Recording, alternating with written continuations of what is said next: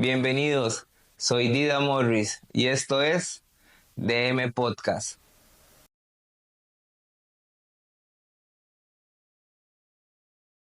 Saludos, gracias por acompañarnos, por sacar el tiempo para apoyarnos en este proyecto.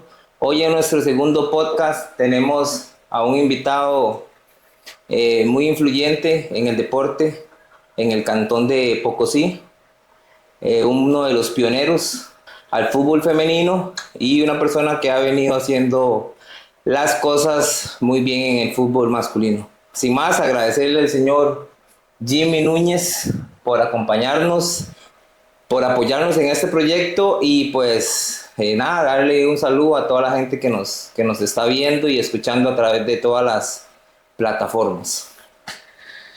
Bueno, un saludo para todos. La verdad que muy contento poder venir acá a compartir, apoyar a un compañero que conozco hace muchísimos años, cuando él fue fiel testigo que yo era utilero asistente.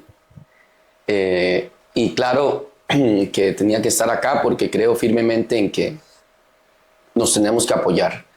Y sobre todo agradecido con Dios por la salud de mis hijas, por la salud de mi familia que tanto quiero, y yo creo que vamos a pasarla bien. Así que los invito a sumergirse en este maravilloso mundo del deporte y sobre todo que me puedan conocer un poquito más. ¿Cómo fueron sus inicios en este hermoso deporte y quién fue que lo embarcó a usted a sumergirse en este deporte de fútbol y cómo fue que empezó todo esto? Bueno, yo creo que claramente tengo que mencionar a mi tío, don Álvaro Cascante. Le envío un saludo y espero que sus hijos y sus nietos le puedan mostrar esto, porque a mí me impactó algo cuando yo era de Parrita. Nací en Parrita y por esas cosas de la vida la estábamos pasando un poquito mal en la parte económica y alimenticia. Mi tío llegó a pasear y nos dijo: vámonos para Guapiles. Allá es cierto que llueve todo el año, pero gracias a Dios hay mucho producto agrícola y ustedes no se van a estar literal muriendo de hambre. Así que yo le agradezco tanto a mi tío porque dejamos de comer arroz con mango para venir a comer arroz con yuca, con plátano, tantos productos agrícolas que tiene esta tierra. Y mi tío era un futbolista muy bueno y aparte de bueno, era un futbolista que era el capitán del equipo. Y en la casa de él tenía todos los trofeos que habían ganado. Y eso a mí me quedó para siempre y yo veía los trofeos, que de paso eran trofeos tan lindos los de antes, Mario. Eran trofeos impecables. Recientemente nosotros recogimos un trofeo de campeones a nivel de juegos nacionales y yo me quedé, bueno, bendito Dios que lo están dando, pero si yo comparo ese trofeo con los que ganaba mi tío en los turnos, no tenía nada que hacer. Y ahí fue donde yo me enamoré del fútbol, porque me impactaba. Siempre iba donde mi tío y me quedaba viendo todos los trofeos, pero estamos hablando de más de 100 trofeos, ¿verdad? Solo para que tengan idea la calidad de jugador que era mi tío. Bastante. Y trofeos grandes, pero cuando digo grandes, eran grandes. Así que ahí fue donde yo puedo decir, hice el clip con el fútbol, y gracias a esos trofeos. Sus inicios también fueron asistente utilero. Así es. Eso fue en Santos de Guapiles. Sí, así es. Bueno, primero tengo que mencionar a un equipo que se llamaba Pocosí, que era de don Martín Jiménez Naningo. Famosísimo. Uno de mis papás futbolísticos que a mucha honra. Las mejores anécdotas que tengo con Naningo es que Martín le gustaba cantar mucho y por ahí de vez en cuando tomarse un tamarindo, como decimos. Okay. Hay un lugar muy famoso por la esquina del salón parroquial en Guapiles. Entonces, en nuestra inocencia, yo medio era asistente de él, iba a compartir en ese lugar donde Martín iba a cantar y a tomar ahí un fresquito. y yo lo que tomaba era un jugo de tomate con chile y agarrábamos y hacíamos las alineaciones del domingo y hablábamos de fútbol. Martín tenía algo que él, como trabajaba en el hospital, grababa todas las entrevistas de los entrenadores. Él terminaba el partido, grababa la entrevista y escuchábamos entrevistas. Usted ingresaba ahí a la sección de rayos en el hospital y Martín tenía un montón de cassette y en la casa de que él grababa. Okay. Era un apasionado, es un apasionado del fútbol. Y entonces, estando con Martín, se me da la oportunidad del finado Pasta, que era don Elber González, conoce a Pasta, y él le habla de un muchacho que juega bola y que está ahí sumergido en el fútbol. Entonces me lleva a la cancha de Numancia a correr. A Numancia. A correr porque no se podía entrenar. Sí, en esa cancha era intocable, solo que estuviera el clima bonito. Sí. Y estando ahí Pasta, sabía de mis condiciones económicas bajas. El recurso económico era muy limitado el mío, entonces yo trabajaba, iba medio a entrenar y estando ahí tuve una lesión y entonces no podía hacer nada y Pasta me lleva a la escuela de fútbol de Santos. Okay. Ahí empiezo, exactamente. Pasta era el coordinador de la escuela de fútbol de Santos y el entrenador del juvenil especial. El negro, el negrito. Y ahí es donde yo conozco a Pasta. Entonces, Pasta me dice, como a los 3 meses, me dice, Jimmy, usted mejor que ese entrenador, me dice. De futbolista muy malo, pero entrenador muy bueno. Como era el negro, ¿verdad? Okay. Usted sabe cómo era el negro, ¿verdad? Y entonces, y en verdad, ahí inicié yo, porque en ese entonces la escuela de Santos había que recordar que tenía más de 350 niños, era un monstruo de escuela. Entonces éramos como 10 entrenadores, pero a los convivios solo iban 5 o 4.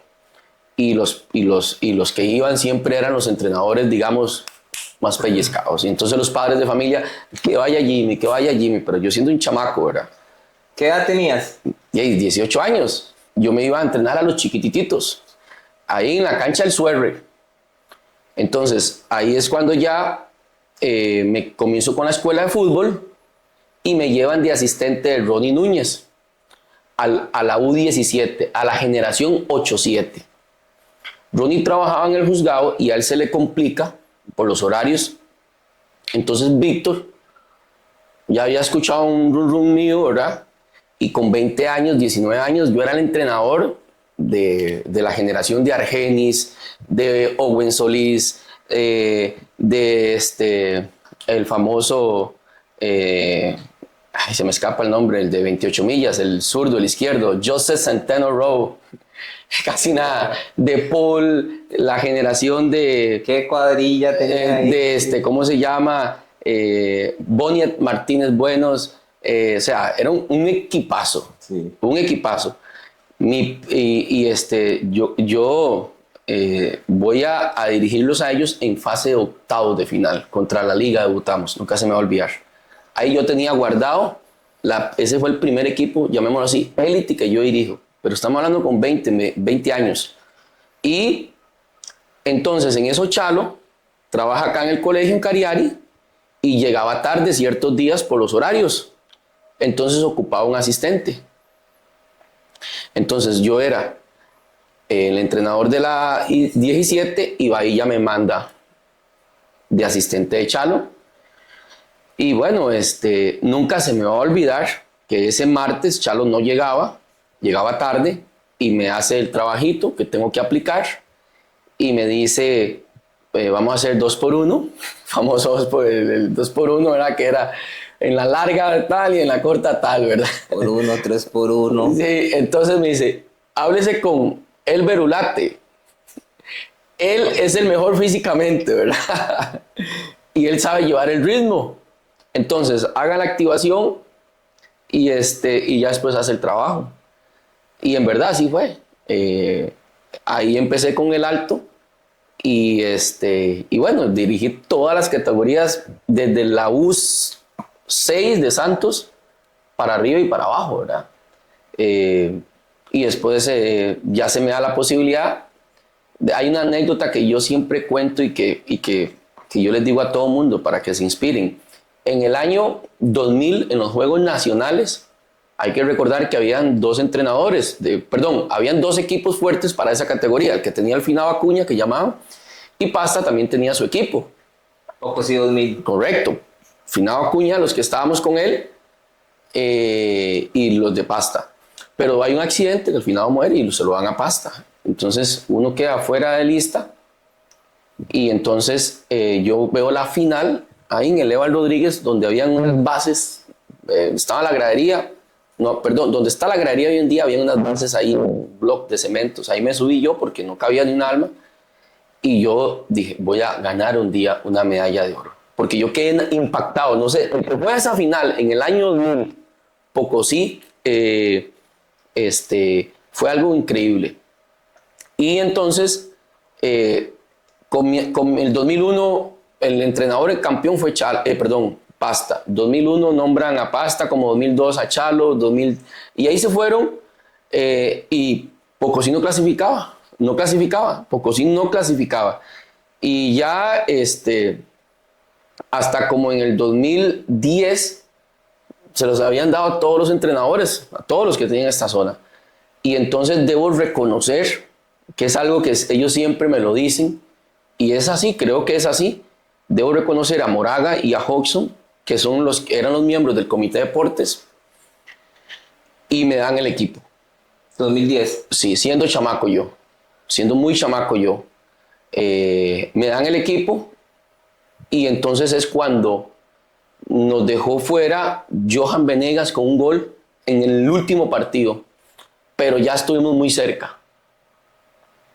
Y en el año siguiente ya vamos a Juegos Nacionales con la generación 90, la de Osvaldo Rodríguez, la de Jonathan Viales, la de Andrés Lescano, la de Miso, la de generación de Larson, de Eric Sapo, la generación de también de Yumieca, de Gerson Herrera Barquero. Esa generación desde el 2000 hasta el 2010, más o menos, sí, es la que regresa a Juegos Nacionales. Y después de ahí ya hacemos el reinado, ¿verdad? 3 medallas de oro consecutivas. Y estando en Escazú, precisamente, yo le digo a los muchachos que yo creo que ya este es mi último año. Y como yo era el coordinador de la Liga Menor de Santos, voy con mi sobrino, lo llevo a entrenar a la escuela de fútbol, y mi sobrina está a la par mía y me dice: tío, qué aburrido, aquí solo para hombres hay. Y usted hizo así, ¡pling! Y se me quedó, y me nombran en la unidad pedagógica Tía Tere, y conozco a Stephanie Carvajal, famosa Poco, que jugaba con Arenal Coronado. Entonces mi sobrina me dice eso, conozco a Poco, y Poco entrenaba a las 5 de la mañana y se venía de Coronado a trabajar todos los días. Entonces ya me empapé del fútbol femenino. Y aquí había un señor que era el que realmente inició el fútbol femenino, el famoso Gabelo. Entonces hay una situación con Gabelo, que él comienza a traer el fútbol femenino, las visorías, selecciones regionales, y entonces es cuando me llama Johan Valerio y me dice que me quieren dar el equipo de hacer el proceso de Juegos Nacionales. Aclaro, nunca, siempre lo digo, nunca jamás imaginé un equipo en primera división, la institución que hoy es el día. Yo donde me movía eran Juegos Nacionales, o sea, que me había enamorado, teníamos, o sea, Pocosí dejó y pasó 10 años sin ir, y mi proyecto lo consolidó, que al ganar medallas de oro se volvió ya para mí, honestamente, en ese momento, yo ya como que me aburrí, ¿verdad? Yo quería algo más, nuevos retos, sí. Y ya era muy fácil. Y la última final, Kenneth Dixon y Raymond hicieron, no sé, 2 goles cada uno. Ganamos como 4-1, 4-0, una cosa así, ¿verdad? Entonces, y empezar de cero en el fútbol femenino, la primera convocatoria, yo me acuerdo, ¿verdad? Venís oigan los nombres que te dije: Raymond Salas, Kenneth Dixon, ¿verdad? Y hago un giro completo al fútbol femenino con Macho, ¿verdad? Que era mi asistente. Y las chiquillas les costaba, ¿verdad? Entonces, eso, yo esperaba un reto duro, pero era durísimo ese. Y ahí es, ojo lo curioso, Pocosí, desde el 2000 en fútbol femenino no participaba. Y nosotros volvemos a participar en el 2014. O sea, del 2000 al 2010, en fútbol masculino, Pocosí no fue a ninguna eliminatoria, mi persona lo lleva 3 años consecutivos. Y del 2000 al 2014, fútbol femenino no iba, y desde el 2014 hasta el 2024 hemos ido todos los años. Clasificamos por un gol porque el fuerte era Matina. Nosotros clasificamos en Talamanca, nunca se nos va a olvidar. Ese proceso que iniciamos fue una contentera y fuimos a los Juegos de Filadelfia. Ahí estando en Filadelfia, Guanacaste, así como estamos ahorita, está Tatiana Vargas, Fernanda Villalobos, y me dicen, profe, qué aburrido, dice. Nosotros ya el otro año no podemos participar en juegos. Y lástima, dice. Bueno, entonces digo yo, hagamos algo, dice. Yo le digo, voy a hablar con Johan Valerio. Él apoyó mucho al fútbol femenino para ver si me puede ayudar para meter el equipo en segunda, para mantenernos fogueando. Okay. Porque la diferencia del masculino al femenino era que yo en masculino agarraba de Cariari, de Santos, de Guásimo, había que reconocer, y hacía la selección. Ellos estaban fogueándose en los torneos de segunda, de UNAFUT. En femenino no. Entonces yo le explico eso a Johan y me dice, Jimmy, todavía no. Y yo tengo que contarla tal y como es, porque es así. Él me dice que todavía no. Entonces, resulta que don Marvin Centeno, nunca se me va a olvidar, hace una publicación que mientras los atletas están durmiendo en colchonetas, el flamante comité se hospeda en el Hotel Rio. Y eso fue un boom. Las redes sociales estaban llegando apenas en el 2014. Entonces resulta que, bueno, primero me habían dicho que no, y con esta situación, una convulsión total, yo vuelvo a decir, y esta vez me dicen que sí me apoyan, y entonces yo le dije a las muchachas, hagamos algo, ustedes me ayudan en la parte administrativa, porque ya el comité me va a dar el transporte, y el pago del arbitraje lo hacemos nosotros por medio de rifas. Me dice, profe, ¿está bien? Inesperado cambio ahí. Inesperado cambio, ¿verdad? Eso queda como anécdota. Sí. Y entonces resulta que cuando yo voy donde Gabelo, que era el encargado de organizar, él me dio una hoja y me dice, para inscribir el equipo. Y la hoja decía que solo se permitían 5 menores de 18 años. Y nosotros éramos todo lo contrario, solo teníamos 5 mayores de 18 años, porque era el equipo de juegos. Uh-huh. Entonces, empezando ahí estábamos mal, ¿verdad? Y ya había que hacer una junta directiva. Entonces yo le explico a Gabelo y él me dice, voy a hablar con los equipos, si lo aceptan, por lo menos para que se mantenga jugando, ¿verdad? Y los equipos aceptaron y entonces había que hacer la junta directiva. Entonces ahí yo agarro la hoja y el primero que decía presidente, entonces yo anoto el nombre mío y las 5 que eran mayores de edad, que tenían cédula, vicepresidenta, tesorera, secretaria, fiscal, así como fue cayendo. Y dimos esa hoja. Y la historia es que subimos a primera división. Y esa es la hoja que se mantiene como junta directiva, digamos. Y entonces por eso yo soy el entrenador y el presidente. Así es. O sea, de una hoja insignificante que si usted me pregunta a mí, que cuando llenamos esa hoja, nosotros íbamos a hacer... por su cabeza. No, nunca. O sea, es mentir. Nosotros cuando subimos nos encontramos y nos asustamos. En realidad nos asustamos. ¿Qué le tomó? ¿Un torneo? Un torneo. Entonces, como no cumplíamos la regla, nos bajaron. Porque estábamos infringiendo el reglamento. Nosotros solo teníamos 5 mayores de... Entonces, suben a otro equipo, hay una apelación, ¿verdad?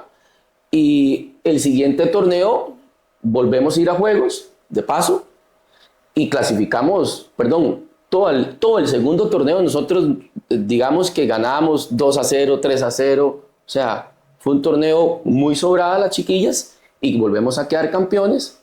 Y ya ahí sí, el comité nos apadrina, nos da el transporte, nos da el estadio, la cancha de El Salvador, y ahí empieza esa relación, ¿verdad? Que donde uno agradece muchísimo, porque en el camino, como todo, han habido ciertas situaciones, a veces que uno esperaba más o que ellos esperaban más de nosotros, pero hay que ser congruente que el proyecto nace de la mano con el comité. Y entonces cuando subimos a primera división, que campeonizamos, nunca se nos va a olvidar que me dicen, para inscribir a Meduli Guerrero, por ejemplo, tienes que tener una U17. Pero Meduli tenía 15 años. No, tiene que tener una U17 y una U15 para que nosotros con esa boleta la pudiéramos subir. Entonces yo publico para todas las niñas interesadas para hacerle un equipo para que Meduli pudiera jugar, un ejemplo, en primera división. Yo publico y a los 3 sábados teníamos más de 80 niñas. Entonces hacemos primera, U17, U15 y llegaban a la malla, la Plaza El Salvador, y me decían, no tiene para 11 años. Entonces yo empezaba a entrenar los sábados a las 11, la primera, a las 12:30 la U17, a la 1:30 la U15, y así iba, y ya después hice un horario a las 2 de la tarde para la U11 y a las 3 de la tarde para la U9. Y así fue que hicimos todas las categorías, y nosotros somos la única institución que durante 10 años hemos mantenido todas las categorías, ¿verdad? Y ahí nace el fútbol femenino de la necesidad. Yo tenía miedo, bueno, como yo tenía miedo que no llegaran chicas, entonces yo publiqué que era gratis. Entonces, y prácticamente se ha mantenido de gratis, porque nosotros no cobramos una cuota jamás como la que cobran una escuela de hombres, porque primero nació por un tema de que yo visualicé que en ese momento, hay que decirlo, había muchos estereotipos, y que entonces si un padre, la niña le decía a un padre que quería ir a jugar fútbol y que tenía que pagar 10,000 de mensualidad, el padre le iba a decir que no, pero al momento que se decía que era gratis, entonces no tenía una excusa como para decirle, no, es que no te llevo porque hay que pagar 10,000. Entonces yo dije, si es de gratis, las niñas van a tener la posibilidad de poder ir a entrenar.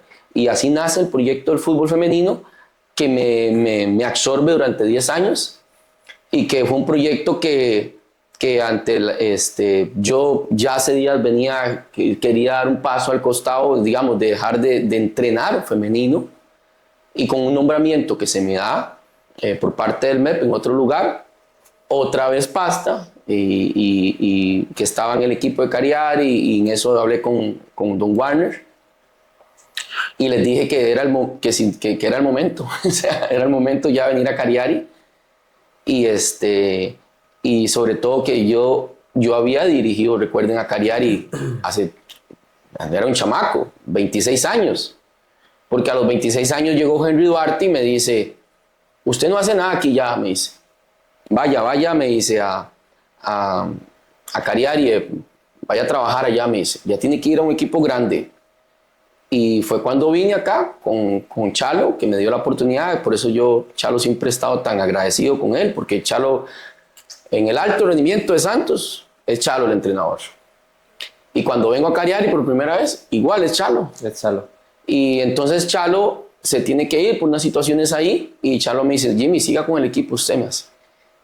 Y es cuando nosotros clasificamos, que es una de las anécdotas que siempre voy a guardar, porque Eric Choc se tuvo que ir para Guanacaste. Él agarra a Cartagena y yo estoy con Cariari, y ya él estaba súper clasificado porque le había ido muy bien. Nosotros necesitábamos ganarle a Coronado, Uruguay de Coronado, en la última jornada, que era dirigido por Chope, y que entonces dependíamos de eso. Pero no es como ahora, que usted agarra el teléfono y, ¿verdad? En aquel entonces era una radio, y ya terminó el partido, y ya yo lo llamo a él, me dice, ¿qué? ¿Cómo le fue? Le digo, madre, le digo yo, no, me hago como que se hubiera perdido, le digo, no, papi, le digo yo, y le voy a ganar, porque yo iba a la cuadrangular de ellos. Y era una de las mejores anécdotas, porque en esa Eric es cuando es campeón con Cartagena. Nosotros no quedamos como en tercer lugar. Los ganadores eran una fase de grupos, 2 fases de grupos, y cada ganador se enfrentaba entre ellos. Y bueno, y ahí yo creo que ahí hice ese clip con Cagliari, ¿verdad? Por supuesto que nadie se acordaba. Ahora que regresé, es muy difícil, solo tal vez la gente vieja. Entonces puedo decir que yo de 4 torneos que he dirigido a Cagliari, 3 hemos clasificado. Yo creo que el porcentaje es muy bueno, claramente. Y después, bueno, cuando ya regreso, que se da, Mario, le tengo que decir, y mi pareja yo siempre lo digo, ella es testigo, que Cagliari, yo lo veía y tenía una planilla brava. O sea, cuando estuvo usted en el Pasta, tenían una muy buena planilla, y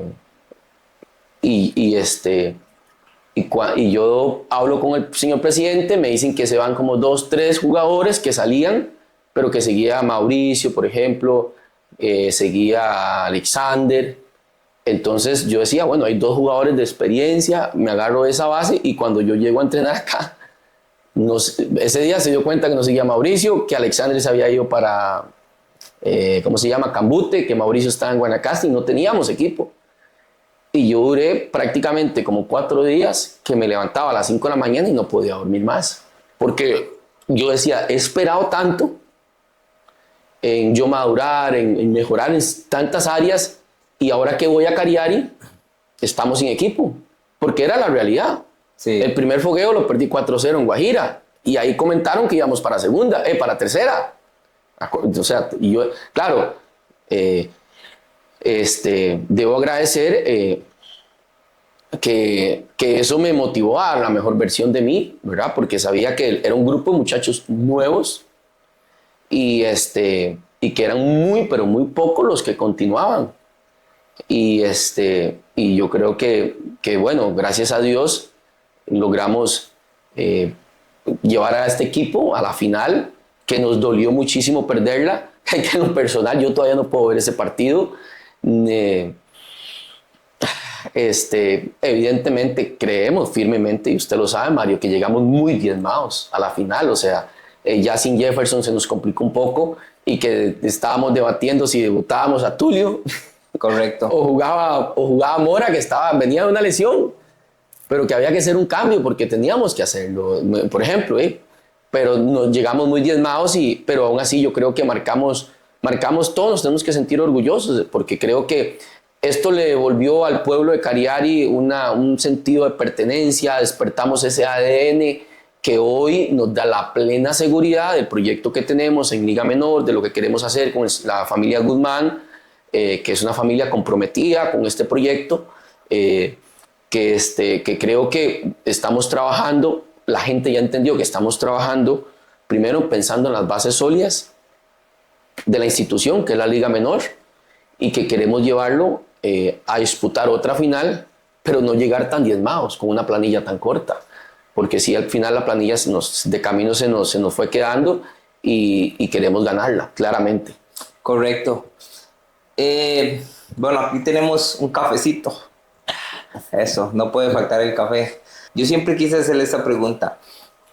Yo nunca he dirigido femenino, no tengo experiencia en fútbol femenino. ¿Qué se va a encontrar un entrenador que nunca ha dirigido fútbol femenino y le toca ir a dirigir una categoría U15, U17? ¿Con qué se va a topar? Se va a encontrar con que la jugadora, o en este caso la mujer en específico, tiene como prioridad el estudio. Y eso me parece genial. Pero eso también tiene su otra parte, que no van a llegar al entreno, porque está en semana de exámenes, porque tiene que ir a hacer un trabajo, ¿verdad? ¿Sentís que aún lo tiene más claro que el varón? O sea, primero, discúlpeme, pero primero está el estudio. Claro. Es muy poca la que es descuidada con el estudio. Por eso me parece genial, ¿verdad? Con el hombre, nosotros más bien tenemos que estar encima, que estudie. Pidiendo notas. Entonces, y después, desde el punto de vista, si me hablan de planificación, es fútbol. No, es fútbol. El fútbol es un idioma universal que usted, si realmente entiende que la mujer desde el punto de vista de horas fútbol, tiene menos que un hombre, entonces usted va a entender por qué le cuesta la recepción o por qué le cuesta cabecear. Primero porque la bola número 5 para una niña de 15 años, si para un niño puede ser hasta contraproducente, ojo que ya hay estudios, ¿verdad? Ahora imagínense para una mujer. O sea, el tema no es que la niña no cabecee, el tema es que los balones que tenemos nosotros acá son muy pesados. Pero eso es un tema ya de implementos que no son los adecuados. Lo otro es que nosotros, es muy normal que en los recreos juguemos fútbol, que en el colegio, escuela, colegio, juguemos fútbol. Es muy normal. Pero en las escuelas todavía cuando una niña quiere a veces integrarse, está la parte masculina del hombre que quiere aislarla. Y entonces, ¿qué sucede? Que entonces a los 15 años la niña tiene 3.000 horas fútbol menos. Entonces, si vos tenés eso claro, entonces usted va a entender por qué le cuesta pegarle al balón. Por qué no maneja la pierna menos hábil de una forma un poco, digamos, que uno diga, se defiende. Le cuesta más, cruza mucho la pierna, ¿verdad? Para no utilizar su pierna hábil. Pero eso es un tema de simple y sencillamente de técnica. Y que uno tiene que entender por qué hay una deficiencia de técnica. Pero en cuanto a la disposición, la mujer es más seria en eso, o sea, más comprometida en cuanto, digamos, a proyectarse realmente y cuidarse. Nosotros, digamos... ¿Sentís que te presta más atención de que se preocupa más por los pequeños detalles o es menos se preocupa más por toda la parte global? Okay. Y entonces tiende a prepararse mejor. El tema del hombre es que tiende, por ejemplo, a mejenguear mucho a veces, algunos. Eso sí es más complicado. Nosotros estamos precisamente en un distrito donde los malos hábitos impidieron que los grandes jugadores de esta zona jugaran en los mejores escenarios de Costa Rica. Correcto. Entonces, digamos que es muy poco en el género femenino que pase eso. O sea, es muy poco usted encontrar a una jugadora con un gran talento y que lo esté desperdiciando. Mientras que en hombre es más común encontrar grandes talentos, pero que lo están desperdiciando, ¿verdad? En eso la mujer, digamos, tiende. Le voy a poner un dato, un ejemplo, solo para hablar de números. ¿Cuántas mujeres están ahorita jugando en la Liga MX? No sé, 4 o 5. ¿Cuántos hombres tenemos? No hay ninguno. Y si hablamos, comparamos, digamos, si hacemos un análisis de decir, ¿por qué en Costa Rica no hay hombres jugando en la Liga MX? La Liga MX es una liga competitiva. Estuvo Calvo, pero ya no está. Pero después de ahí no tenemos a nadie. Entonces, hoy sí podemos decir que la campeona, el equipo campeón de México tiene un cuerpo técnico de Costa Rica.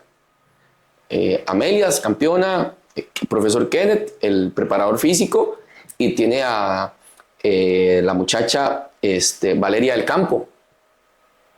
Entonces, ¿hace cuánto está el mercado en México femenino? Póngale que 5 años. ¿Cuánto tiene el masculino? Es más, hemos retrocedido. Antes era Jafet Soto, que veíamos la liga todos los domingos para ver a Jafet Soto, a Agnar Merfer, a Parks, Oscar Rojas. Entonces, ahí hay un análisis interesante y yo creo que eso tiene que ver mucho con hábitos y compromiso y disciplina. El equipo de Cariari tuvo una transición a hacerlo lo más cercano a profesional a la hora de pasar los entrenos de la tarde a la mañana. Ahí fue cuando tuviste la oportunidad de llegar a Cariari y demás.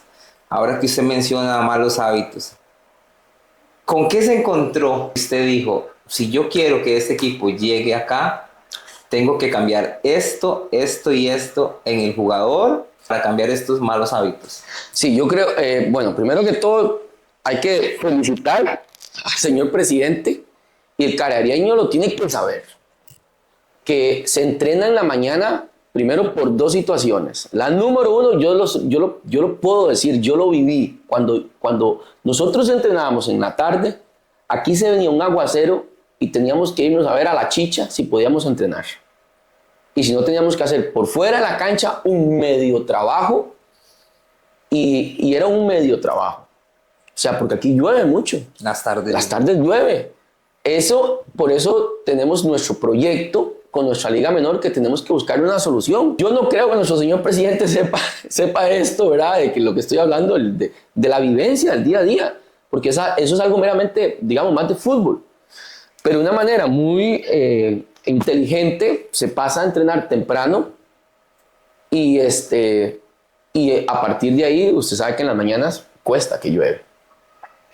Y entonces tenemos la posibilidad nosotros, cuando llegamos acá, de dos cosas. La número uno, se entrenaba temprano, pero se seguía con la mejenga. Y yo eso lo tenía identificado claramente, porque conocía a los jugadores. Y entonces, eso fue la primera regla. O sea, se acababan las mejengas. Y eso es duro porque es contradictorio. Lo que hace que Cariari produzca jugadores y tenga el nombre que tiene a nivel nacional es precisamente gracias, llamémoslo así, a la mejenga. A los que los niños estén jugando todavía, a que usted ve que las canchas sintéticas están llenas. Mejengas, mejengas, mejengas. Pero también hay que entender que hay que dar un paso. Y que si usted realmente quiere alcanzar el éxito como atleta, tiene que enfocarse. Y que tiene que comenzar, que es la palabra que vamos a utilizar más adelante, tal vez a desarrollarla más adelante, la especificidad en el fútbol. Y la mejenga te da cosas valiosísimas. Pero si usted quiere dar un paso como atleta, especificidad, y eso en la mejenga por naturaleza nunca lo va a hacer, porque usted en la mejenga va a hacer lo que el profesor Juan Carlos Osorio explicó una vez, la memoria operativa, lo que ha hecho desde niño, lo que está de manera intrínseca y que usted lo hace de manera subconsciente. Entonces, de manera subconsciente tiras un 3 dedos cuando es con la pierna menos hábil que hay que rematar. De manera subconsciente haces una resección borde externo, ¿verdad? Y muy difícil lo vayas a cambiar. Entonces es cuando, ok, tenés esto, estamos en una tierra de donde el futbolista está jugando y eso es bueno, pero ahora vamos a profesionalizarlo. Y vamos a trabajar más especificidad, a terminar de hacerle ver a este futbolista que está a tiempo para que pueda manejar los dos perfiles, que está a tiempo para que entienda que no cabecea igual un defensa a un delantero. Entonces, pero eso es solo a través de, otra vez, repetición. Y eso creo que es el éxito de este equipo, que los muchachos entienden que se acabaron las mejengas y que yo entiendo que durante muchos años eso fue algo muy común acá, que los muchachos estuvieran mejengueando y que nunca tal vez alguien se había atrevido a llegar y decir y que mejenguea no puede estar en este equipo. Y tengo una anécdota de una vez un muchacho que dijo en el camerino: compas, hemos tenido mejores grupos en cuanto a nombres y siempre estábamos que clasificábamos, y una de las cosas por las que uno pensaba que no clasificaba era porque todos estábamos mejengueando, y vea hoy cómo estamos. O sea, no tengo ni la más mínima duda que eso es lo que nos conduce al éxito como grupo, en ver ese esfuerzo que tenemos. Y lo otro es que claramente, Mario, aquí hay muchísimo talento, pero somos muy selectivos en cuanto a escoger a personas que estén más cerca de ser buenas personas, que no solo sean extraordinarios futbolistas, sino que sean personas de bien, seres humanos que entendemos que se van a equivocar, pero que claramente van a estar más cerca de ser muy buenos ciudadanos. Porque al final creemos firmemente que para que los grupos puedan tener éxito, los grupos, hablo a nivel empresarial, etcétera, etcétera, puedan alcanzar el éxito, hay un tema de hábitos, de educación que es importante. Y de educación no hablo de escolaridad, hablo de educación de respeto, de entender que hay momentos para el vacilar, pero que hay momentos donde se tiene que trabajar. Los cambios siempre generan al inicio dudas. Yo sí quiero reconocerle a usted y a su cuerpo técnico, yo que lo he vivido de cerca. Este equipo trabajaba 70 minutos, 80 minutos, se iba para su casa, los chicos iban para su casa, tenían sus diferentes actividades y este equipo pasó a trabajar 4 horas, 4, 5 horas, pasó a tener pruebas físicas prácticamente todas las semanas, cambió de hábitos, muchos. Entonces, cuénteme un poquito, cómo fue todo ese cambio, cómo lo tomó el grupo y si en algún momento usted ya lo había aplicado, porque yo le voy a decir, vamos a ver, como le dije al inicio, los cambios generan dudas, pero este equipo tiene 3 torneos de clasificar. Entonces, uno lo que dice es, estos cambios fueron tan positivos que ha llevado al grupo a clasificar. Cuénteme un poquito de eso. Sí, yo quisiera, en verdad, encontrar la receta tan fácil, ¿verdad? Para esto. Pero puedo decir que mi experiencia de comunicación constante con el finado Eric, de las diferentes loqueras que usted sabe que estábamos locos los dos. Sí, eran iguales. Yo le dije, Eric, voy a diseñar algo nuevo. Y nadie trabaja así. O sea, aquí alguien puede venir y decir, Jimmy, ¿usted copió esto en algún lugar? No, es imposible. Vamos a explicar, para que entiendan mi metodología de trabajo, primero vamos a explicar qué es el modelo de juego. Entonces, el modelo de juego consta de 4 aspectos fundamentales. Número 1, la idea de juego del entrenador. Número 2, los jugadores que usted tiene, las características de los jugadores. Número 3, que es muy importante, la cultura deportiva del club o de la selección. No es lo mismo dirigir a Limón que a Cartago. No es lo mismo dirigir a la selección de Costa Rica que a la selección de Jamaica. Yo primero tengo que entender la cultura de Jamaica, futbolera, y entender la cultura futbolera de Costa Rica. Y número 4, el momento del club. O sea, el club puede que esté peleando el descenso o puede que esté peleando el campeonato. O que esté a media tabla para entrar en torneo de copa, por decirle algo. Entonces son momentos diferentes. Entonces, entrenador que está en casa, estos 4 elementos son fundamentales para que usted pueda desarrollar su metodología de trabajo, partiendo de ese conocimiento. Ahora, hay una palabra importante en el fútbol que yo me atrevo a pensar que esta palabra es lo que hoy hace que los futbolistas sean más longevos, que tengan más años practicando este deporte, que es la palabra especificidad. Lo específico de lo específico. Y entonces usted agarra esa palabra para diseñar tareas de entrenamiento y escribe y describe también las particularidades del modelo de juego. Entonces le va a dar como resultado algo meramente para ese equipo o para esa selección. ¿Por qué? Porque usted está respetando la teoría. Usted no puede ir en contra de la teoría. Entonces, ¿qué hacemos en Cariari? 1, mi idea de juego acá, yo nunca la he plasmado. Le soy muy honesto. Porque cuando voy a la característica de los jugadores, me doy cuenta que no empata, que no es para desarrollarla acá. Pero como buen entrenador, meto detallitos de las cosas que me gustan. ¿Y cuál es la cultura futbolera de Cagliari?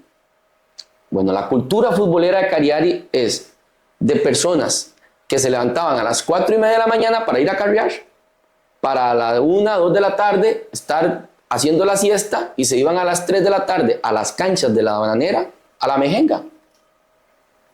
Y esa mejenga era correr, ¿verdad? Y disfrutar al máximo y pasaron corriendo durante todo el día. Entonces, en base a eso, diseñamos un modelo de juego que vaya con esa cultura. Y lo otro es que cuando yo agarro el club, el primer partido lo pierdo 4-0, un amistoso, y piensan que voy a descender a tercera, porque tras de eso el club venía a descender hace que 2 años, una cosa así. Correcto. Entonces, había que darle una solidez defensiva, porque no tenía en ofensiva jugadores que fueran determinantes en el 1-1 o que tuvieran un nombre de goleadores. Entonces, cuando ustedes, no es lo mismo armar un equipo teniendo al famoso Anderson Núñez, que te mete 20 goles por torneo, a tener a un muchacho que apenas estaba haciendo sus armas en segunda división. No le voy a dar responsabilidades de Anderson. Mejor vamos a trabajar especificidad mucho con la defensa todos los días, conceptos meramente defensivos, para que la fortaleza del equipo sea la parte defensiva. Y poco a poco durante el torneo vamos a ir desarrollando la parte ofensiva en cuanto a la toma de decisiones que mejoren. Y ahí es cuando nosotros hacemos solo un día, un básico que llamamos básico general, y esto, por esta necesidad, inventé este nombre que no sé si lo han escuchado antes, al menos yo lo escribí así: básico defensivo, básico ofensivo.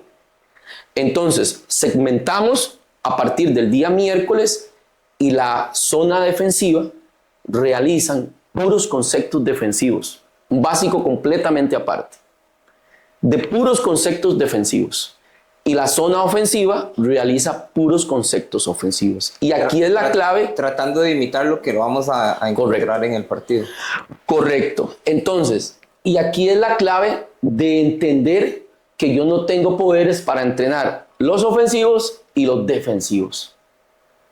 Por eso el cuerpo técnico es indispensable. Y para mí hoy en día, los clubes que no entienden que un entrenador que quiera ir solo con un asistente, hoy en día creo que es muy difícil para usted lograr trabajar todas las áreas.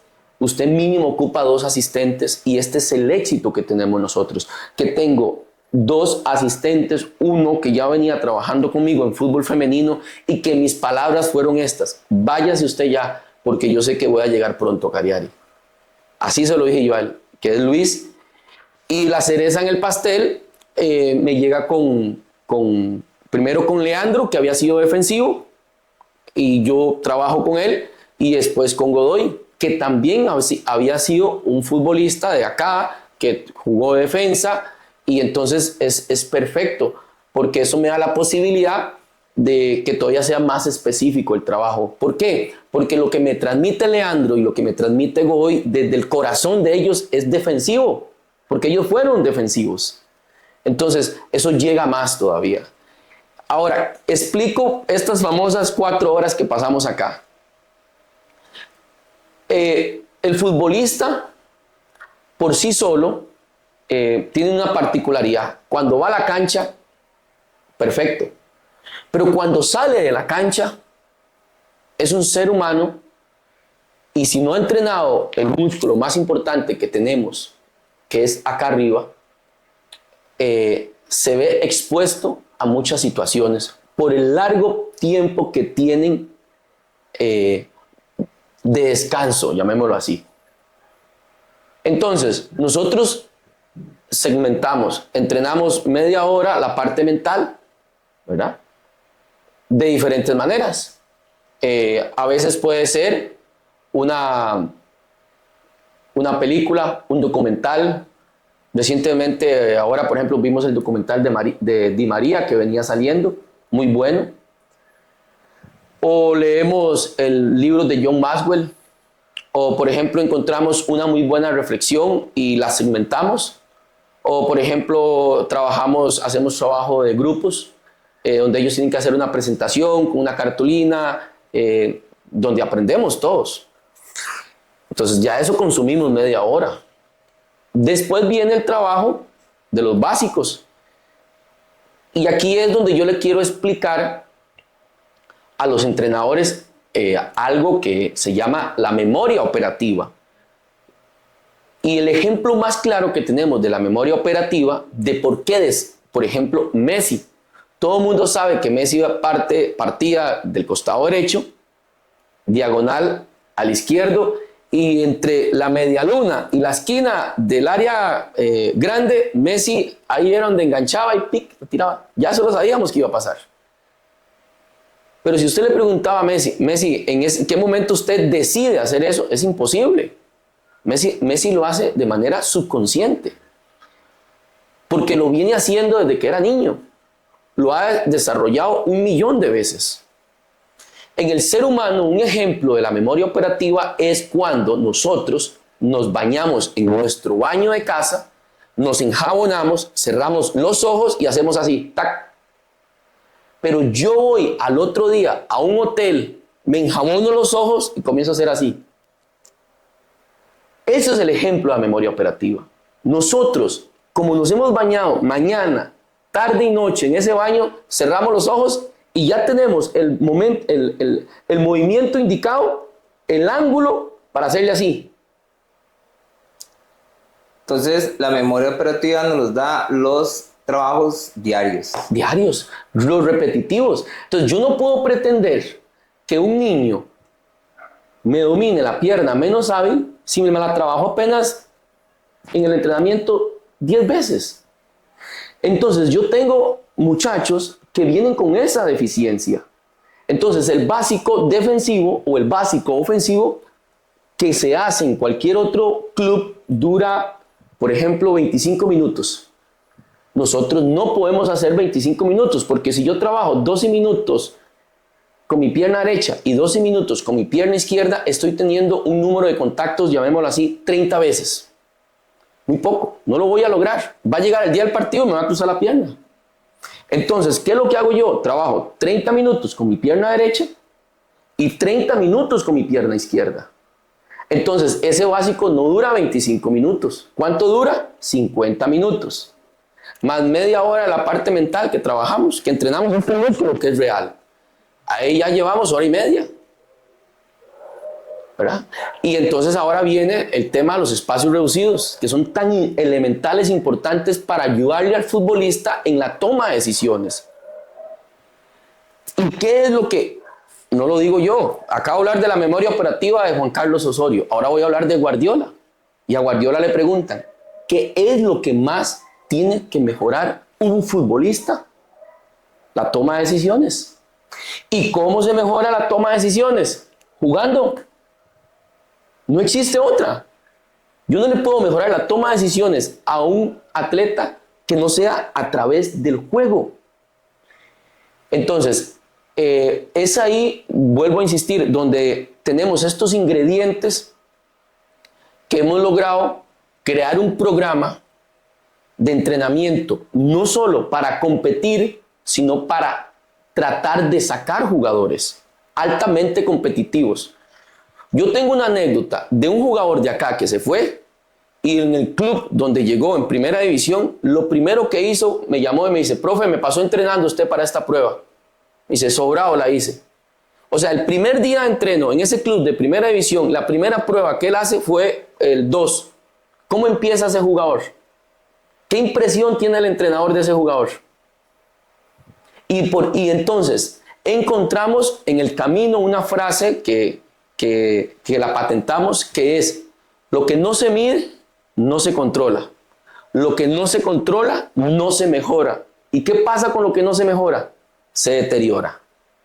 Entonces, simple y sencillamente, nosotros tenemos estas pruebas porque antes no teníamos la facilidad de tener un GPS. Entonces, las pruebas teníamos que hacerlas para detectar, porque la prueba física no es tanto para ver el tema de la condición física, porque no tiene los mismos recorridos. Por ejemplo, un defensa que un lateral, un defensa central que un lateral. Los recorridos son distintos en distancias. Entonces, las aceleraciones que tiene que hacer un lateral es muy diferente a las aceleraciones que tiene que hacer un central o un punta. Es completamente diferente. Pero hay una prueba estándar que a nivel mundial es lo que más se acerca a todo este tipo de aceleraciones, de las pausas que hay en el fútbol, de los cambios de ritmo, que es la famosa la prueba Yo-Yo Test. Y entonces, esta prueba la utilizamos para dos cosas. La número uno, para acercarnos a lo más real que hay en cuanto a movimientos físicos durante un partido.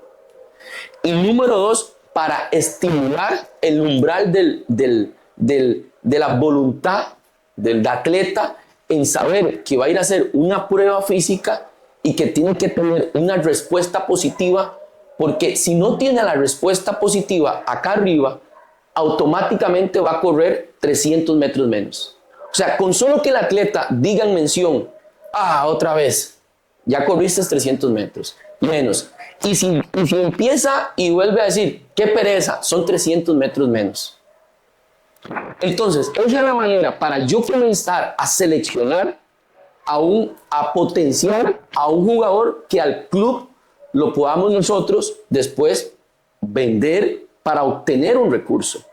Porque el atleta que esté en la energía negativa, de una manera intrínseca, lo va a hacer siempre. En una prueba física, en un movimiento táctico o en un momento de juego ante la adversidad. Entonces, es la manera que tenemos para detectar un jugador y de una vez automáticamente decir, no está para nuestro programa. Porque nuestro programa tiene que ir en busca de dos objetivos, de dos pilares que tenemos claros. Competir, pero sacar jugadores. Y eso es algo muy difícil de hacer. Muy difícil porque para hacer eso requiere de muchas horas de trabajo.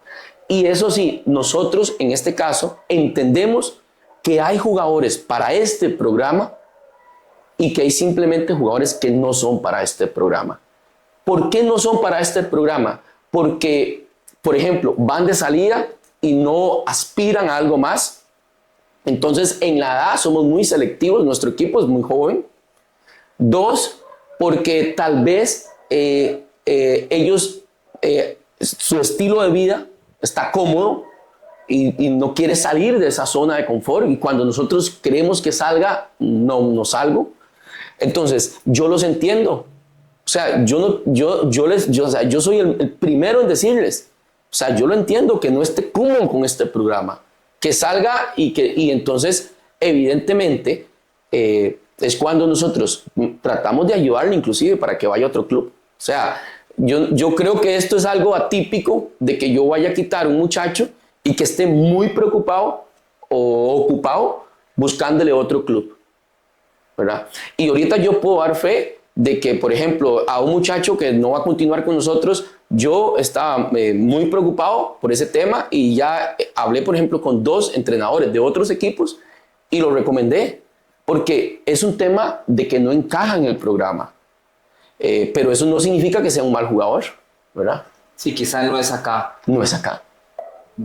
¿Qué tan importante es para los equipos, para las administraciones que tengan ese privilegio? ¿Qué tan importante es un GPS? Sí. Bueno, primero vamos a hablar de la tecnología en el fútbol. La tecnología en el fútbol es un elemento, pero hoy en día indispensable si se sabe interpretar. Eso es lo primero. Hay que saber interpretarlo. ¿Y por qué interpretarlo? Porque no es lo mismo en estos momentos la alimentación que tiene un jugador, por decir algo, de la Liga Deportiva Alajuelense a la alimentación que tiene un jugador de Cagliari. Y empezando por la alimentación, la respuesta física es diferente. Los estándares, digamos, no puedo yo creer que me tiene que dar los mismos números, ¿verdad? Por ejemplo, en Europa andan haciendo 11 kilómetros por partido, un promedio. En la liga acá, costarricense, pueden andar en 10. Yo tengo que acercar a los jugadores a estar de entre 9 y 10 kilómetros, ¿verdad? Entre 9 y 10 kilómetros. Pero si es un jugador que ya está puesto a punto para tocar una puerta en primera división, tengo que mantenerlo, ojalá en 10 kilómetros, porque tengo la obligación de que ese jugador, la adaptación al club de primera división sea isofacto. ¿Por qué? Porque él está buscando una oportunidad. Pero si yo permito que el estándar de ese jugador sea de 8 kilómetros, cuando llegue a un club de primera división de Costa Rica que andan en 10 kilómetros, es un mundo. O sea, es un mundo. O sea, es imposible que vaya a llegar. Entonces, los GPS me dan la oportunidad a mí de controlarlo. De decir, por ejemplo, en el entrenamiento de hoy martes, el contención A y B andan haciendo, por ejemplo, X trabajo, 5 kilómetros, ¿verdad? Pero al día siguiente el contención A me hizo 3 kilómetros y medio y el otro me hizo 5 kilómetros.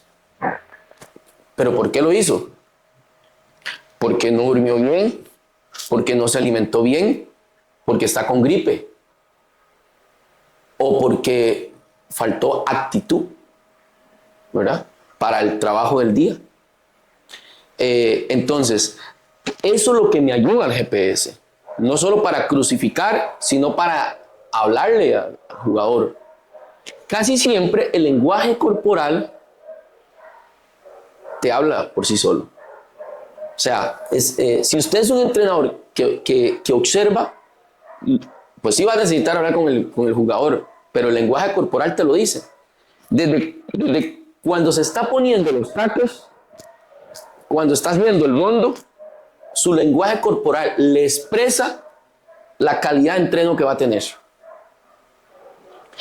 Inclusive, nosotros, gracias a Dios, podemos tener estos GPS que los reafirman en un entreno y en un partido. O sea, es tan alto el porcentaje de veracidad que tienen las pruebas que nosotros hacemos que difícilmente hemos logrado, por ejemplo, decir nos equivocamos.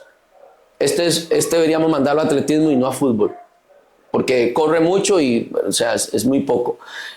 Yo puedo decir que de los mejores jugadores que tenemos en la parte defensiva, en cuanto a su disposición física, hoy en día tuvo, no sé, 4 ofertas y era el número 1 ahí arriba. Puedo decir que los jugadores que más estaban arriba son los que más fueron determinantes en el juego del equipo. Y que jugadores que tal vez no eran titulares, pero que sus números eran muy buenos, nos ayudaron un montón cuando los necesitamos a ellos. Se da el caso de un muchacho, como voy a hablar directamente, porque este es un ejemplo muy lindo, de Jean-Franc, que nunca había jugado en segunda división, ni digamos, yo lo observo en un partido de tercera, La Colonia versus Matina, ¿verdad? Que fui a ver un zurdo de Matina que me habían recomendado, pero que su actitud, sus números físicos eran muy buenos y que cuando le tocó jugar, lo cumplió. Con deficiencias tácticas, técnicas, porque es un muchacho nuevo, está empezando, es normal, pero sus números físicos le ayudaron a tomar mejores decisiones. Entonces, y era uno de los, evidentemente, ya le digo, de los que andaban en el top, ¿verdad? Entonces, nosotros, el último ejemplo que tenemos de la importancia de la preparación física en esto, Mario, es que terminamos con 2 jugadores menos, una serie de alargue encima del rival. Y ningún jugador de nosotros, que nos tocó todo el segundo tiempo con uno menos, ningún jugador de nosotros se tiró, ¿verdad? O tuve que hacer un cambio porque me pidió el cambio porque ya no aguantaba. Creo que eso demuestra la importancia de la preparación física porque puedes en un juego tan importante como este quedarte con 2 jugadores menos y tener que ir a buscar el partido y que ellos tengan la respuesta física para hacerlo. Ese es el más vivo ejemplo de lo importante también de tenerlos monitoreados, porque sabíamos que íbamos a tener esa respuesta con estos determinados jugadores y que nos daba la sabiduría para decir a este jugador hay que sacarlo ya, porque él llega hasta ahí, ya hizo el recorrido, el tope de él son 9 kilómetros 300, ya lleva 9 kilómetros 250 metros, hay que sacarlo ya. La gente habla de un bloque bajo, un bloque intermedio y un bloque alto. Entonces, si usted nos podría explicar a qué se refiere cuando hablamos de un bloque bajo, intermedio y alto, y en qué escenarios es lo más recomendable utilizar esos bloques. Sí, primero que todo, vuelvo a insistir, yo lo respeto. Recientemente hubo un entrenador X de primera división de otro país, viene a dirigir a Costa Rica, juega contra Saprissa y le pregunta el periodista, y lo están conociendo, es nuevo, y le pregunta al periodista, y esa es su manera ese es su modelo de juego. Sí, este es mi modelo de juego y yo muero con la mía. Entonces, yo respeto eso. Pero yo creo que un entrenador de fútbol moderno tiene que aprender a interpretar que el fútbol es de momentos. Y que una cosa es la mía, pero que otra cosa es de los actores principales, que son los jugadores. Y que una cosa es lo que a mí me gusta y otra cosa es lo que ellos pueden ejecutar en ese momento. Y entonces satanizan el bloque bajo con decir, es que metió el bus, ¿verdad? Satanizan algunos el bloque alto es que se van solo a atacar y no se sabe defender. El bloque intermedio no lo interpretan mucho. Pero yo creo que una de las cosas que más los entrenadores deben trabajar con los equipos es con los diferentes bloques. ¿Por qué? Porque van a haber momentos del fútbol inexplicables. Entiéndame, gente que lo está viendo. Yo sé que ustedes dicen, pero es que entrenó todas las semanas. Esa es la frase cliché. Entrenó todas las semanas. ¿Cómo es posible que no pueda pararla? Que no pueda pegarle. Bueno, hay momentos en el fútbol que ese ser humano de carne y hueso no puede pararla. Inexplicable. Y que entonces, si yo sé que mi equipo no tiene un momento donde no se encuentra en el juego asociativo, donde no se encuentra en el juego vertical, que si es un equipo muy vertical, yo debo protegerlo, por decir algo. Y si yo no estoy hoy fino con el balón, ¿para qué le voy a dar la bola? O sea, pregunto, si me está costando recepcionarla, pasarla, dar un pase entre líneas, debemos entender que hay momentos en el que el futbolista humano de carne y hueso de repente no se encuentra en su mejor momento. Y es aquí cuando los diferentes bloques nos pueden ayudar. Por ejemplo, estoy hablando de que el equipo no se encuentre. Entonces, ¿por qué si mi compañero de hoy, por ejemplo, no anda fino con la recepción, con el control, con el pase entre líneas, entonces lo voy a exponer muy poco? ¿Qué voy a hacer? Un bloque bajo. Le voy a dar la iniciativa al rival. Porque yo tengo que tener la capacidad de lectura y yo no puedo simplemente sobre la marcha ejecutar algo que nunca he entrenado. Y es acá donde se debe entrenar el bloque bajo, para que en el momento que los muchachos, ellos mismos, por sí solos, no se sientan cómodos inmediatamente, tengan un código, una clave, que el equipo vaya al bloque bajo. Esto por un tema, digamos, meramente de que el futbolista no ande fino. Pero también sucede que hay ciertas canchas, que hay ciertos climas y que hay características del rival donde usted lo puede contrarrestar con un bloque bajo. Ejemplo, el que voy a dar. En la serie del Real Madrid versus el Manchester City, hay varios momentos donde los 11 jugadores del Real Madrid están dentro del área grande. Oiga lo que les estoy diciendo. Dentro del área grande. O sea, ¿y por qué pasa esto? Porque sabemos que el Manchester City es un club que tiene un modelo de juego debidamente estructurado, un patrón de comportamiento que difícilmente vaya a cambiar y que se basa mucho en la posesión de la pelota y posición del jugador. Entonces el Real Madrid, de una manera inteligente, hizo un bloque bajo para tratar de no crear muchos callejones o muchos espacios para el posicionamiento del jugador y sobre todo para tapar todos los pases entre líneas. Esto es por una característica del rival, pero lo empecé hablando de una característica del jugador como tal que no se encuentra. Por decir algo en el bloque bajo. Bloque intermedio. Bueno, ¿qué pasa cuando usted hace un bloque intermedio? Sus centrales van a quedar, dependiendo de la cancha, pueden quedar a 70, 80 metros. Entonces, si son centrales que no tienen una fibra muscular tan rápida, explosiva, para hacer recorridos a espalda, yo le digo, esto se llama hacer un suicidio deportivo. ¿Por qué?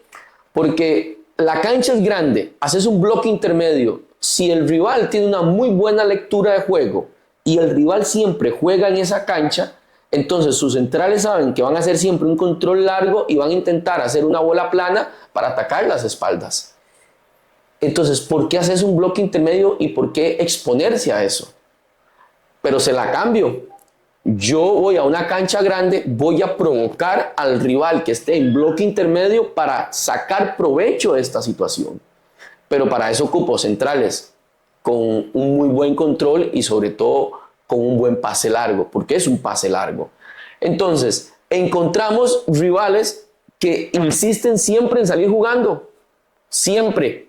O sea, que su patrón de comportamiento dice que portero, central por derecha o central por izquierda, y que tienen que hacer 5 toques entre ellos antes de pasar la pelota por la mitad de la cancha. Entonces, si usted sabe que hay un rival que tiene ese patrón de comportamiento, vaya, haga un bloque alto, porque de 10 salidas que haga, se va a equivocar en 4. ¿Para qué vas a hacer un bloque bajo? Porque todo lo contrario, si usted le hace un bloque bajo a ese rival, le va a facilitar.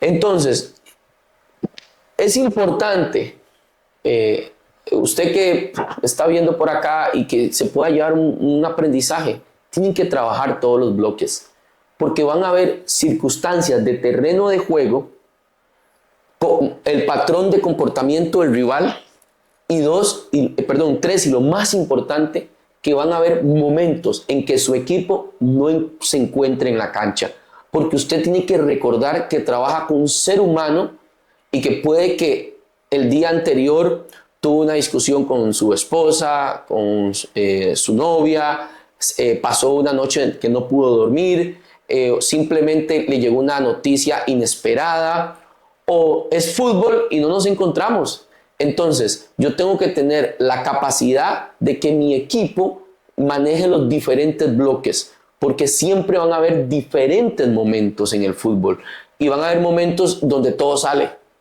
Y entonces, ese es el día donde todo sale. Arriesgue, juegue bloque intermedio, juegue bloque alto, pero también entendiendo que así como yo estudio al rival, el rival me estudia a mí.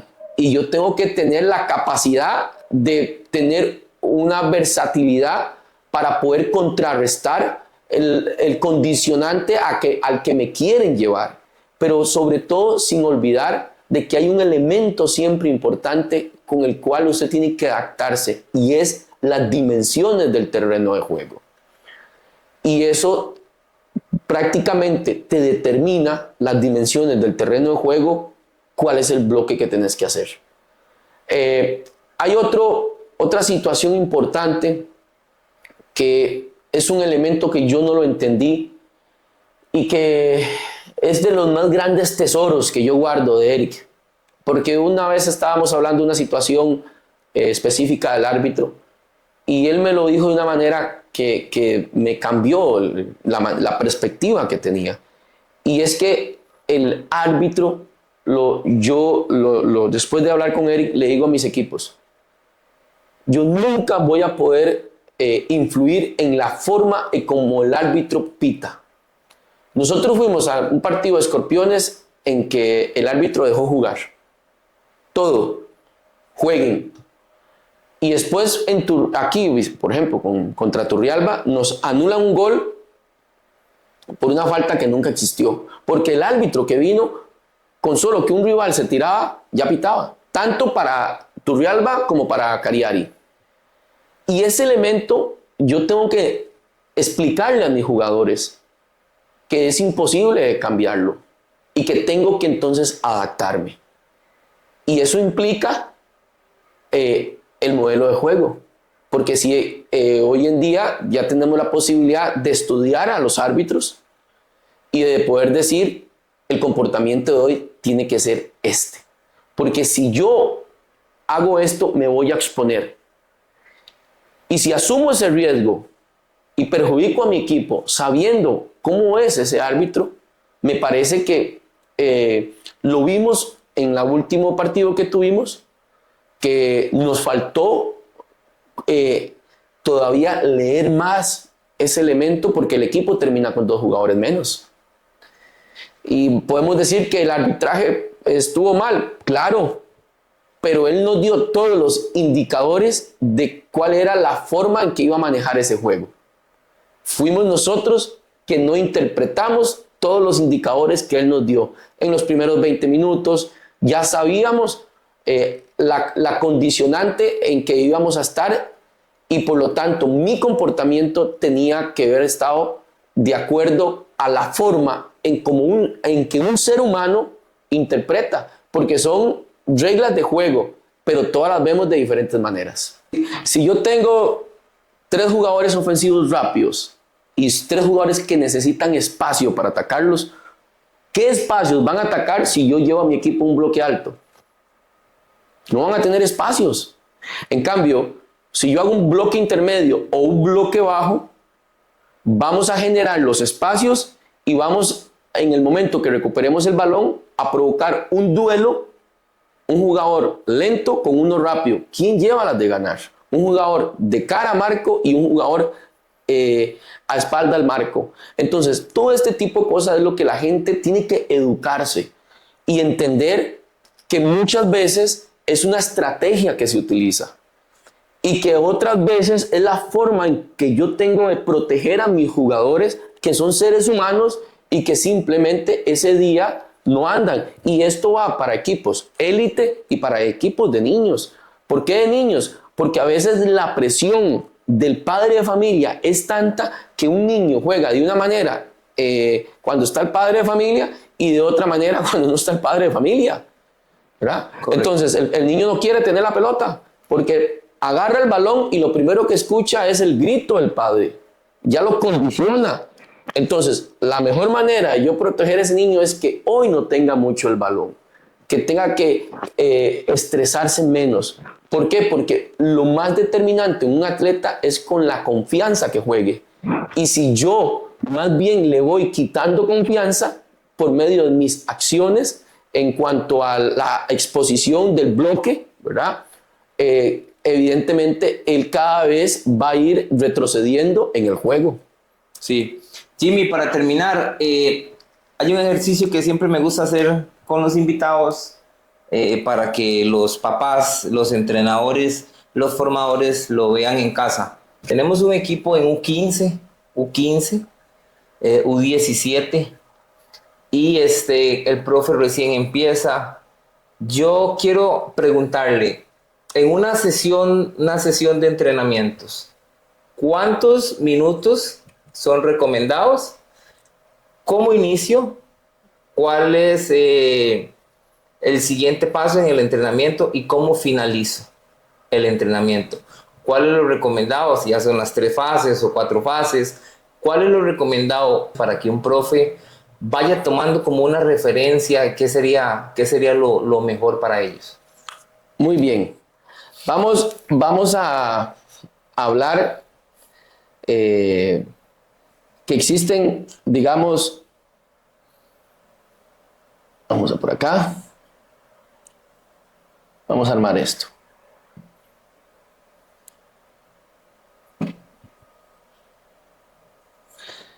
Son 2 equipos, categoría U17, ¿verdad? Ahí. Son, perdón, 3 equipos, categoría U17. Este compite en UNAFUT, este compite en IASE, segunda división, y este compite en INAFA.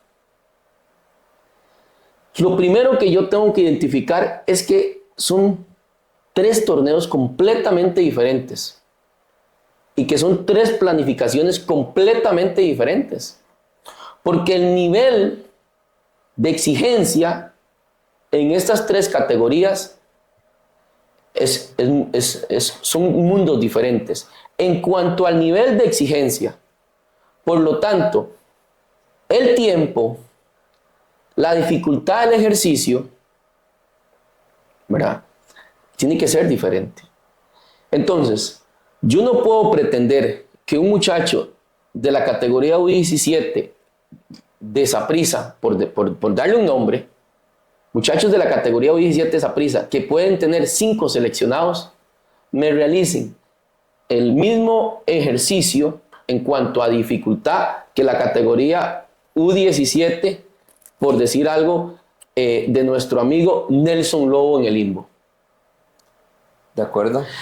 ¿Qué es lo que pasa? Que el error que sucede es que yo hoy veo el ejercicio de Saprissa y lo quiero traer acá. ¿Me entendés?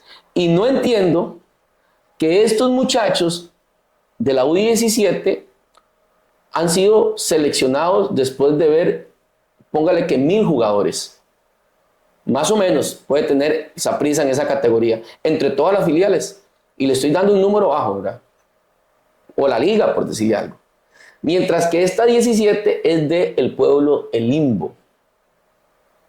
Y entonces, tiene 30 jugadores, y de esos 30 jugadores, motrizmente, que fue la pregunta que tenemos que responder ahora, la capacidad, la coordinación en nosotros es elemental para desarrollarnos en cualquier actividad.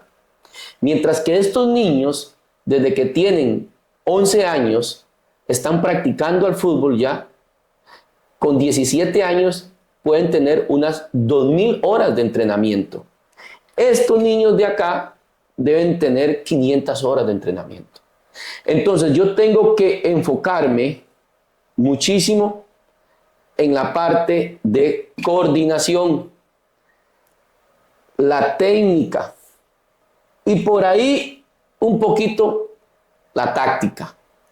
Pero donde yo más tengo que enfocarme es en la coordinación y la técnica. Mientras que estos muchachos con 17 años es muy diferente.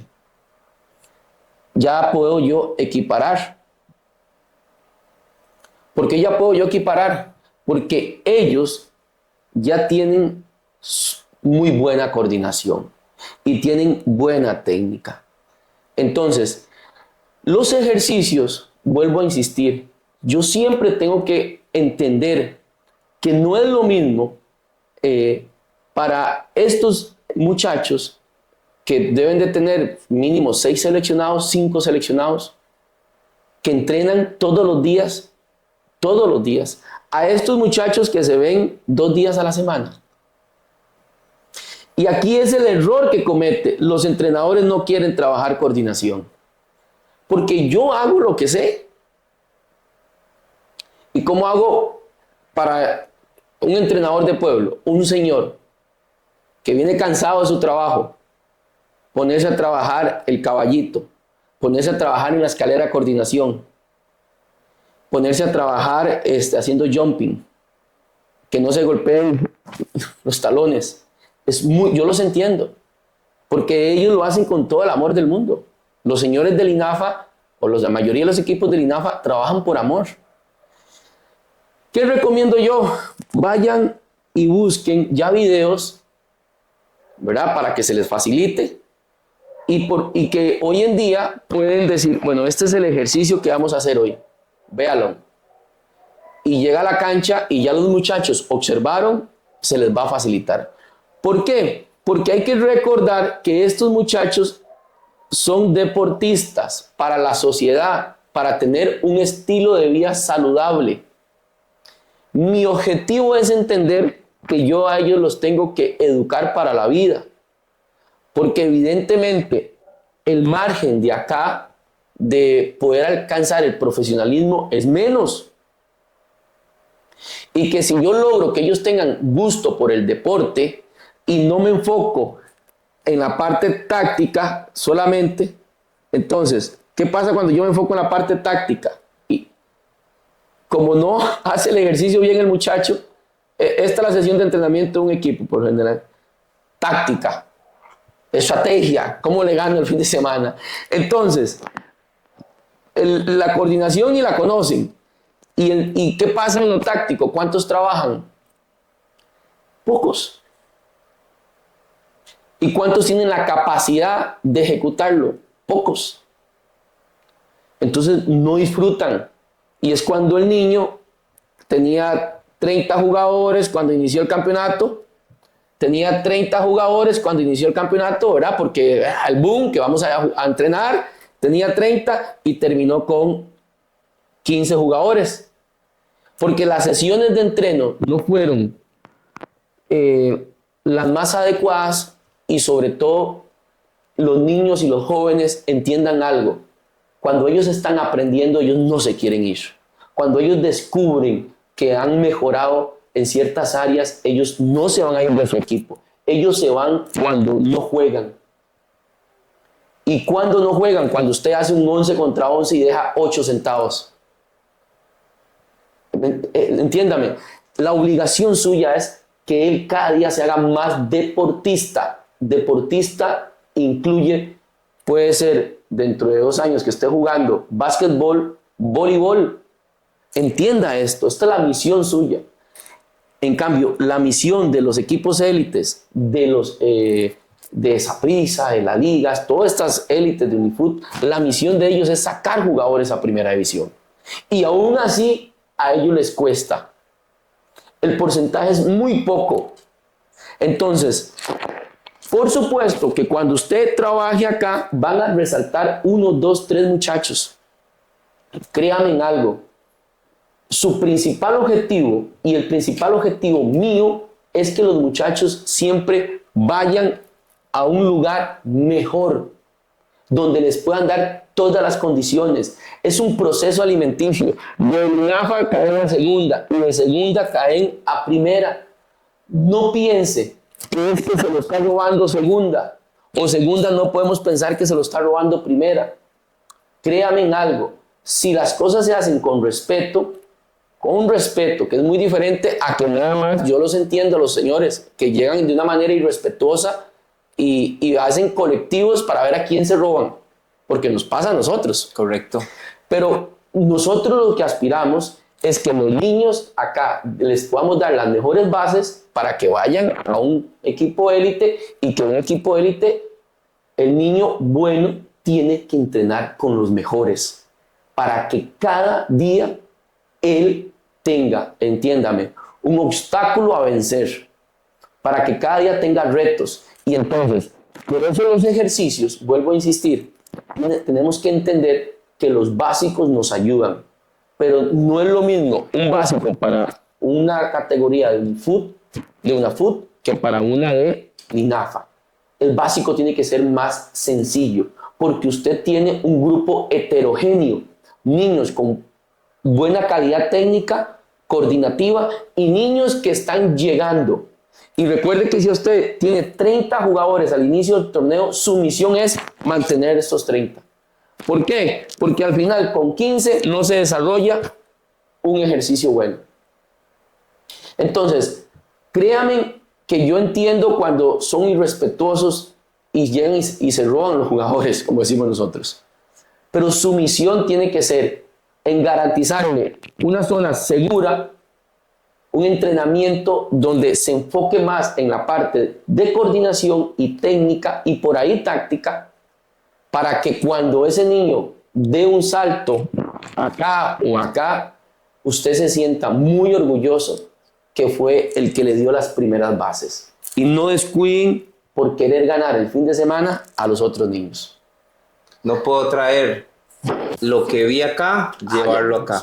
No puedo. Tiene que haber un porqué. Se meten a internet y se meten a YouTube y ven un ejercicio y entonces como Pedro no lo pudo ejecutar y entonces Pedro, es que ya no puedo más con usted. Pedro, es que hay Pedro y Pedro se va para la casa y nunca regresó. Jimmy, muchísimas gracias por haber estado acá. La intención de esto es dirigir este programa a las personas que trabajan en diferentes Correcto. comunidades. Para eso estamos acá, para aprender.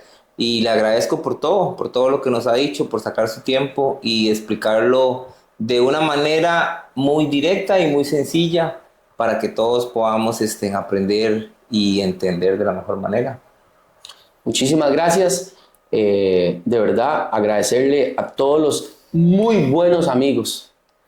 Es que es increíble ver la cantidad de gente que uno ha conocido a través de los años en el fútbol, personas que realmente uno estima y que se sienten tan orgullosos de ver de que el niño que juntaba balones, que andaba con un saco de bolas en la espalda y que tenía que brincarse la malla para ir a juntar balones ahí en la cancha del Salvador o en la cancha del Suerre, de ver de que ese muchacho ha crecido y que yo tengo una responsabilidad con ellos tremenda porque son personas que en todos estos diferentes etapas de mi vida me ayudaron y lo único que sé es que soy un privilegio, pero o sea, tengo un privilegio increíble por la salud que me da mi Dios, por la salud de mi gente y sobre todo por tener la posibilidad de representar a todos estos entrenadores de pueblo, porque yo soy uno más que sin nombre, a punta de trabajo, que me ha costado mucho, lo he venido haciendo y hoy sé que los represento a ellos. Así que para todos ellos un abrazo, porque siempre que yo puedo me escapo, evidentemente tengo una lesión en mi brazo, Mario, de estar editando, porque si me quieren encontrar, vayan a mi casa, siempre estoy con la computadora editando. Y bueno, pues aprovechar este espacio que tuve para poder transmitir, compartir con todos ellos, porque siempre me preguntan, siempre Jimmy tal cosa, Jimmy lo otro, y bueno, aquí trato por medio de esta plataforma que Mario tiene muy bien trabajada, que estuvo nuestro amiguito Gustavo Martínez, que aprendimos todos también. Pues yo espero también que ustedes hayan aprendido un poquito o les haya gustado, así que Dios me los bendiga y desearles a todos una linda Navidad y un próspero, de verdad, un feliz año nuevo, que Dios me les dé mucha salud. Muchas gracias por acompañarnos y tenemos un hermoso mensaje para ustedes. Feliz Navidad a todos los niños. Y que la paz de Dios llegue a cada uno de sus hogares. ¡Feliz Navidad! ¡Feliz Navidad!